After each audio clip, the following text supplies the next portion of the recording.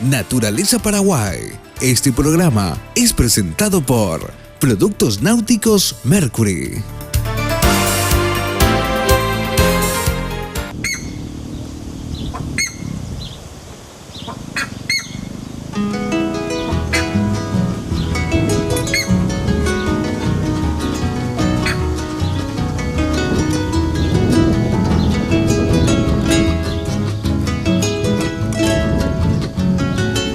Por su grito estridente y su peculiar pico, el curucao o bandurria va a ser bien reconocido en el programa de hoy.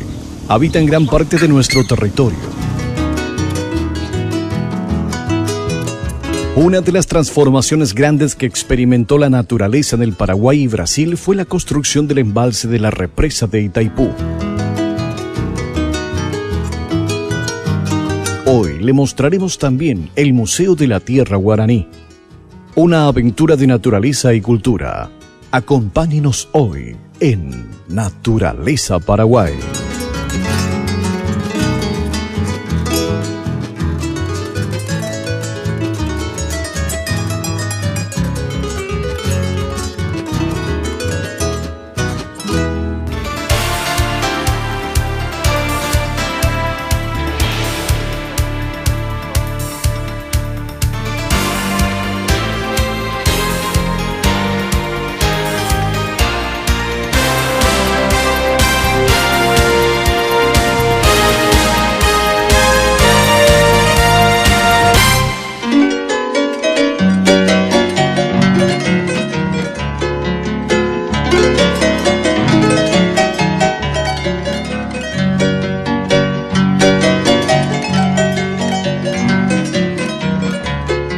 Curucao o bandurria, nombre científico, Pteristicus caerulescens.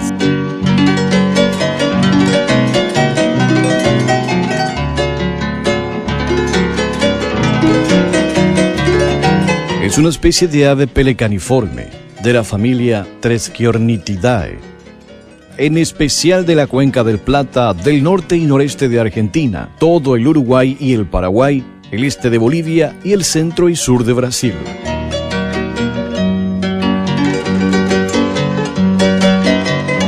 La bandurria es una ave acuática de tamaño mediano con cuello y patas largas. Tiene picos largos y curvados hacia abajo. No existe dimorfismo sexual, pero existen variaciones en el plumaje de reposo y juvenil.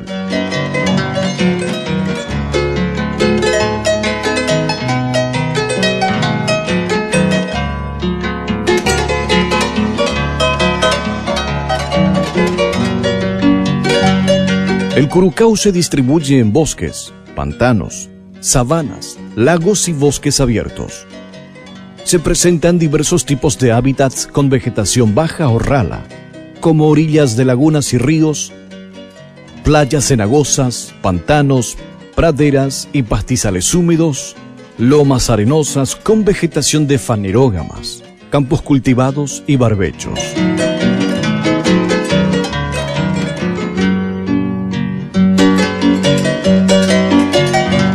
A menudo descansa en laderas de cerros o sobre barrancos desérticos. Durante los meses de septiembre anidan por colonias en laderas pedregosas escarpadas.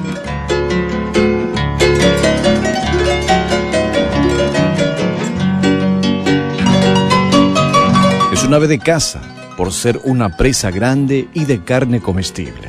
Los cazadores la persiguen bastante en algunas zonas.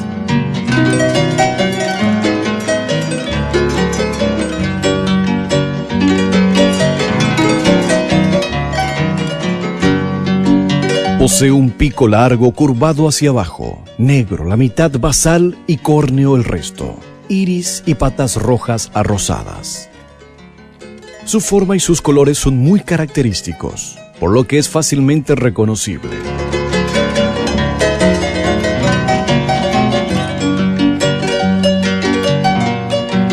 Son omnívoros y se alimentan de sapos, renacuajos, lombrices, insectos y otros animales semejantes que capturan a orillas de lagos, lagunas o embalses.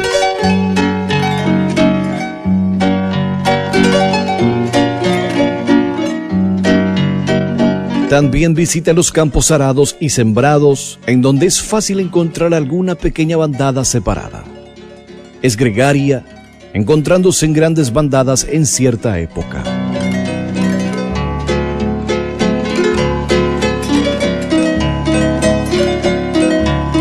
Es confiada, bastante arborícola. Emite un grito metálico audible a gran distancia.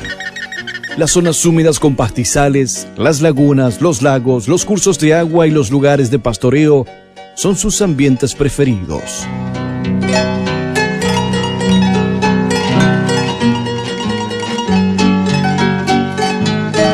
Generalmente nidifican formando grandes colonias en la vegetación acuática, barrancas, árboles y arbustos. Ambos padres se encargan de la construcción del nido, la incubación y la crianza de los pichones.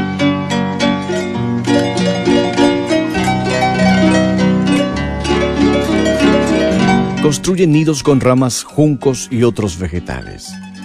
Su nidada consta de 2 a 3 huevos. Sus huevos son de fondo crema con pintas ocre. Su vuelo es preciso y recto. Muchas veces surca el aire a gran altura en traslados distantes o en la búsqueda de un lugar adecuado para alimentarse, anidar o migrar hacia mejores condiciones climáticas.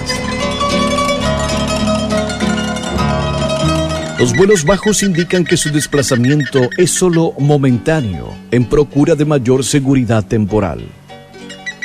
En ambos casos, su grito es frecuente y potente.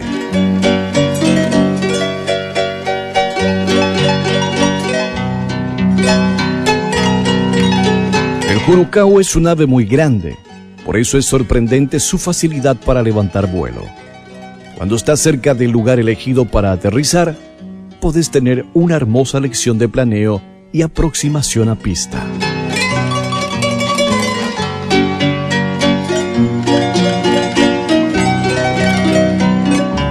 Cuando en los asentamientos humanos existe espacio abierto como para tener una buena visibilidad, el curucao convive con el hombre, pero con reservas.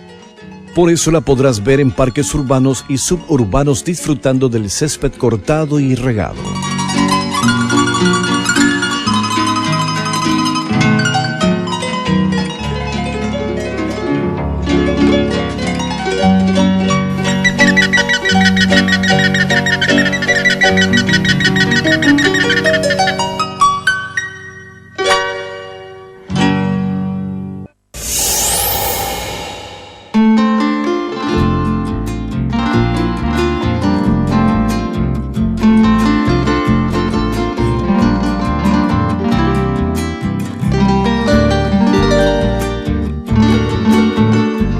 El lago de Itaipú o embalse de Itaipú es un lago artificial formado por el cierre de la derivación de los canales de la central hidroeléctrica de Itaipú en 1982.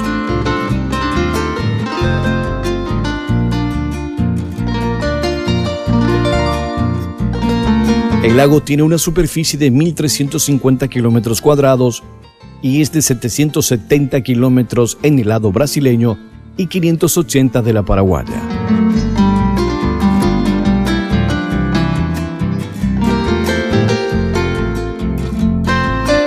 El lago artificial es uno de los mayores del mundo, con 29 millones de metros cúbicos y 200 kilómetros de extensión en línea recta.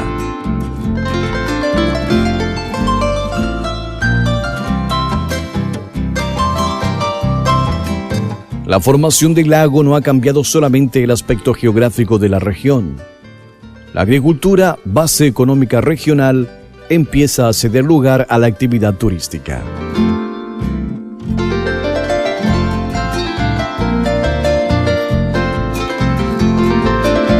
Varias playas artificiales fueron creadas a lo largo de las márgenes del lago, donde se practican todo tipo de deportes náuticos. El lago también tiene 66 pequeñas islas, de los cuales 44 están en el lado brasileño y 22 en Paraguay.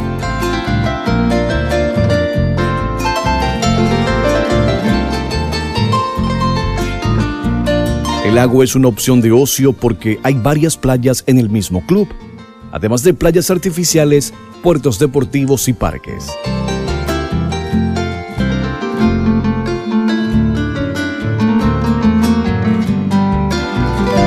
El lago nos ofrece buena opción de descanso y esparcimiento a quienes les gusta la playa, aunque lejos del mar. En el verano, el lago de Itaipú y las playas son explorados por turistas de los 3 países de la región.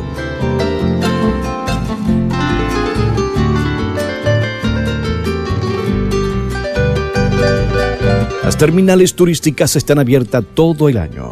Los meses de mayor movimiento son diciembre, enero y febrero.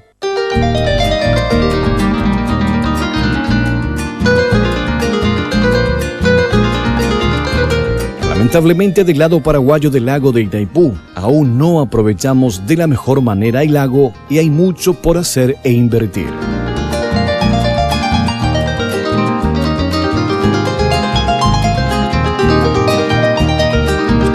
En materia de recursos naturales, cabe destacar que las áreas protegidas de la Itaipú Binacional constituyen un patrimonio nacional para la conservación de la biodiversidad de esta región, porque forman un mosaico de ecosistemas naturales que actúan como corredores biológicos, facilitando que los animales silvestres transiten libremente a lo largo del área de influencia del embalse.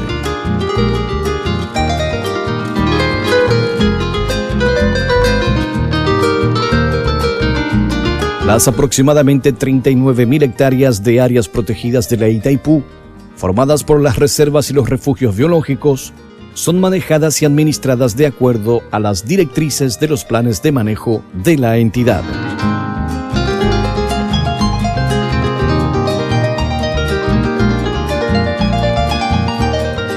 Los refugios y las reservas biológicas garantizan el hábitat para las especies de animales silvestres que actualmente se están amenazadas de extinción, así como la conservación de la flora nativa de la región.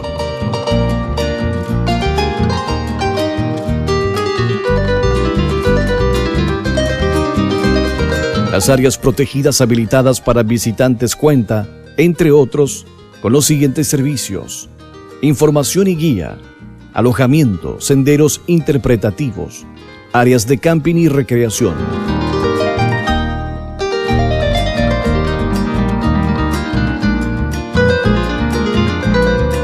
Durante todo el año se recibe en las áreas protegidas a grupos de estudiantes, docentes, técnicos y científicos nacionales e internacionales, siendo los refugios biológicos Tatiyupi y la Reserva Biológica Itabó los más visitados.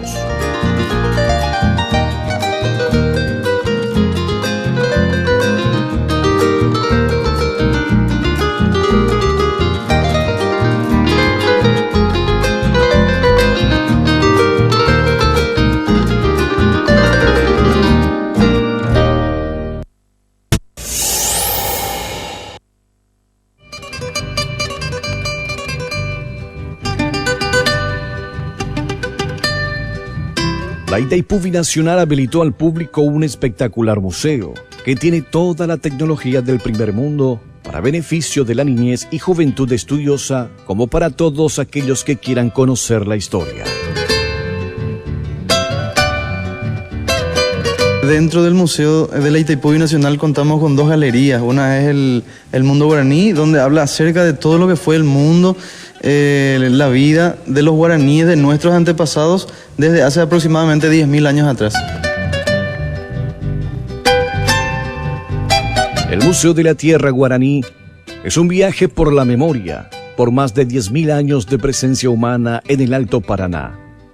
Incluye la presencia regional de pueblos indígenas que mantuvieron su cultura a través de los siglos, con su historia que vive aún en nuestros días.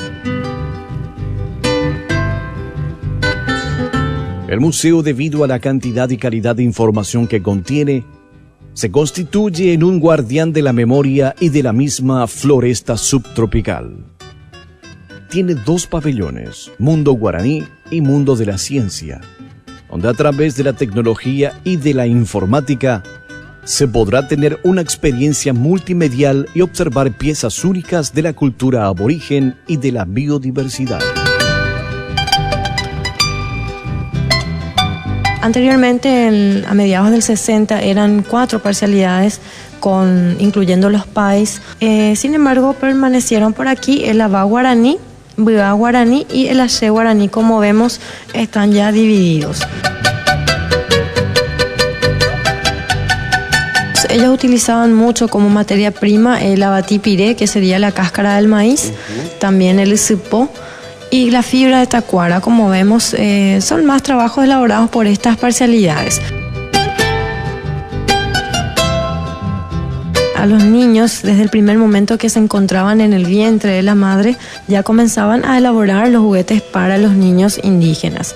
Si se fijan, tenemos parte de cesterías, canastos, eran más elaborados para las niñas. Y también tenemos el arco, la flecha, también los animales tallados, eran más elaborados para los varones, ya que al niño desde pequeño ya se le inculcaba, ya se le enseñaba sobre la caza, la pesca, la protección de la tribu. El Aye guaraní se muestra un poco agresivo, justamente no están vestidos, intentan mantenerse aislados de las otras comunidades. Allí tenemos, por ejemplo, un cesto en el cual ellos transportan sus frutos, es sostenido sobre la cabeza para que todo el peso sobrecaiga sobre la cabeza. Después tenemos también la cromipia, que es una especie de mochila para cargar o transportar al niño o al bebé. El aractú, que ellos utilizan para transportar agua. Ellos elaboran esto con fibra de maíz y cera de abeja por afuera para que el agua no se filtre. Luego también tenemos las lanzas, el arco, la flecha, que utilizan mucho para cazar. Tenemos también el echadero, que es una especie de alfombra que ellos utilizan para descansar, las pantallas y el hacha del Aye guaraní, que es bastante peculiar. El hacha, ellos suelen hacer un hoyo en la rama de un árbol todavía vivo. En el hoyo colocan una piedra en forma ovalada y a medida que este árbol va creciendo, va ajustando esa piedra o roca. Entonces, una vez que la piedra ya está bien firme en esa rama, ellos cortan la rama para no perder totalmente el árbol y elaboran el hacha. La sed de oro. Exploradores europeos en el Paraguay. Primeros contactos de indígenas y europeos. Cronistas y exploradores del Paraguay. Línea del tiempo, descubrimientos e inventos. También la relación entre el guaraní y el europeo. Biografías, clasificación de la botánica, así como otras valiosas informaciones de nuestra cultura. Aquí llegamos justamente al corazón del mundo guaraní. La parte principal sería, vamos a estar viendo las vasijas o cerámicas colombinas y precolombinas, porque hubo un estudio científico también que detalló esas dos fechas principales. Justamente colombinas se denomina así por justamente la llegada de los españoles o la llegada de Colón. Justamente por eso tienen estas, por ejemplo, que son precolombinas. Son sencillas, bien rústicas, no tienen ningún tipo de detalle. Además de los cántaros, también vemos que elaboraban cacerolas, platos. Son más elementos utilizados por los guaraníes en el día a día. Tenemos los elementos líticos, como vemos en la fotografía, fue encontrado durante las excavaciones en el área de influencia. Actualmente todo ese lugar de la fotografía está totalmente inundado. La parte más profunda del embalse tiene 180 metros de profundidad. Y como vemos aquí tenemos parte de basalto, cuarcita. Según los estudios científicos realizados, justamente datan de antes de los guaraníes, de los pre-guaraníes. Son rocas basálticas de origen volcánico, una de las más resistentes en todo el mundo. Y vemos que las puntiagudas, por ejemplo, eran más utilizadas como punta de flecha, punta de lanza, también como cuchillos para raspar la carne de los animales que ellos cazaban, también para elaborar más accesorios de los guaraníes. Eran bastante creativos, como se pueden fijar aquí en la fotografía, vemos es el interior de una casa de los guaraníes conocido como Ongusu. Tiene una forma circular. Al fondo, a la izquierda, vemos la hamaca, que es una especie de red que ellos utilizaban para descansar, no dormían en el piso. Algunos accesorios de los guaraníes dentro de la casa. Ellos también creen que las puertas siempre deben mirar en dirección al este, hacia donde nace el sol, porque la energía del sol ingresa en la casa y permanece allí durante todo el día.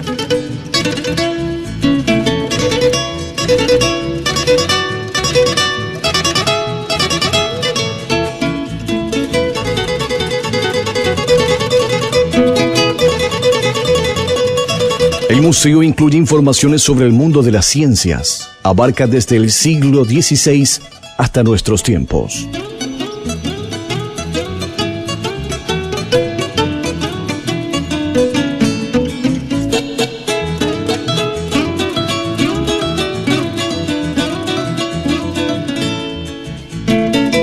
Informes para visitas al lugar 061-599-8040 o al 061-599-8094.